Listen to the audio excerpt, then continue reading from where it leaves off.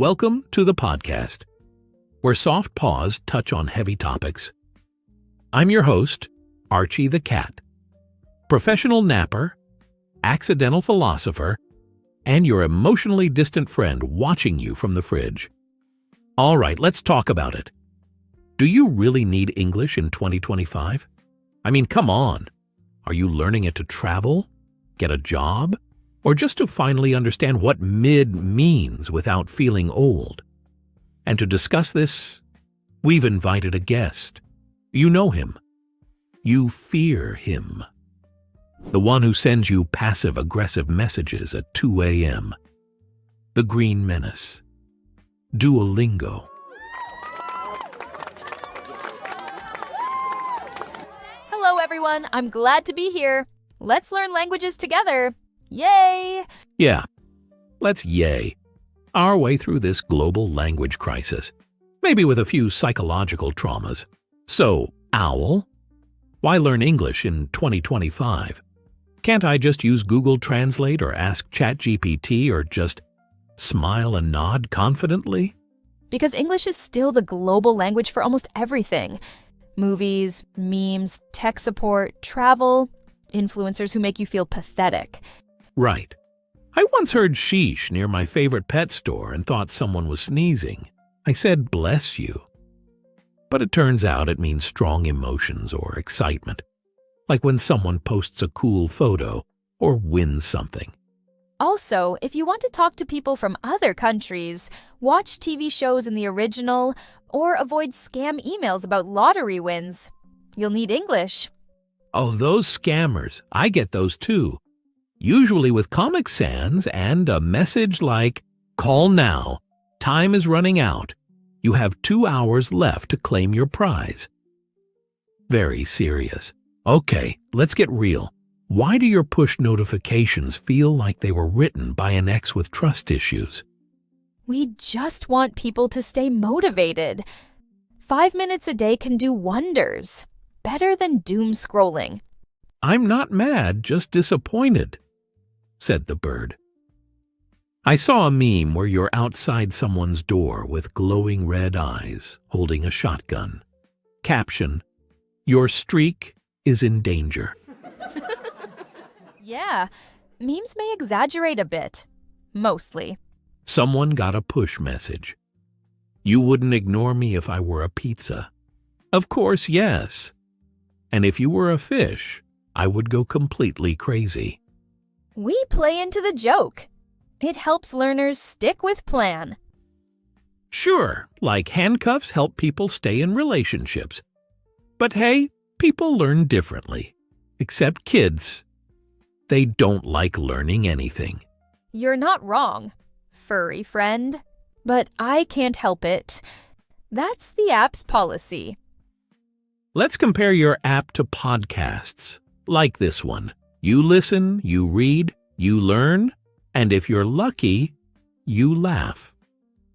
We have a little different approach. We offer structure, lessons, games, grammar, gentle reminders. Threats. Motivators, with badges and progress charts. People love seeing those little wins. But your exercises look like language Tetris, rearranging cubes to form a sentence. Will this really help in real life? Wait, do you use my app? You caught me. I do. We cats love puzzles and balls and chaos. But seriously, your app's decent. Still, podcasts give context, real conversations, and I recommend repeating cool phrases out loud. Pause and copy the rhythm. It works. You're right, actually. Mixing methods is best. A little bit here, a little bit there. Totally. And at this point, I would like to say a few words to our audience. Dear listener, if you like what you're hearing, hit that like button, subscribe to the channel, ring the bell, and comment. Who should visit our podcast next? Help a young channel grow. Glory to Ukraine. Well, and now let's talk about slang. Spill the tea, no cap. And this hits different. What's your strategy for explaining that stuff? We have slang lessons for learners who've built a strong base. Cool. But let's help out now. Spill the tea means sharing gossip. No cap means seriously, no lie. This hits different. When something feels deeper, stronger, more real, like cold water after a hot day. We have these phrases and many others for users who have been working intensively for several years. Wait, let me guess how the lesson is called. Slang that we'll tell you about in a few years, if you don't go crazy from the grammar. Am I right?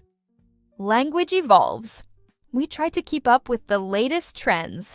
Try to evolve. I evolved into a podcast host. You evolved into a push notification that ruins my lunch. Don't distract me while I'm eating. Okay, I won't do it again. I promise. Okay, quick slang. To ghost someone means to disappear and stop replying to messages without any explanation. It's not about Halloween. It's when someone suddenly cuts off all communication. For example, we had a nice conversation going and then nothing. Just silence. That's ghosting. All right? Give us your top 3 tips, but don't say have fun, or I'll hack into the servers with your push notifications. Got it. Use English every day. Switch your phone language. Keep a short diary. Repeat podcasts, music, short videos. Sing songs. Imitate. Make mistakes. Lots of mistakes. That's how you'll learn. Even children fall down. Solid. Also, watch shows with double subtitles. You hear it, you read it, you understand it. Brain yoga. Trust me.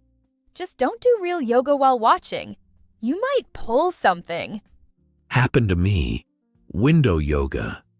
I was lying on the windowsill and the window was slightly open. Suddenly, a gust of wind blew me into the hallway. It was painful. Wow, but it's good you're alive. Where did we leave off? Yes. At the end of the day, don't quit. Whatever method works, use it. And use what brings you joy.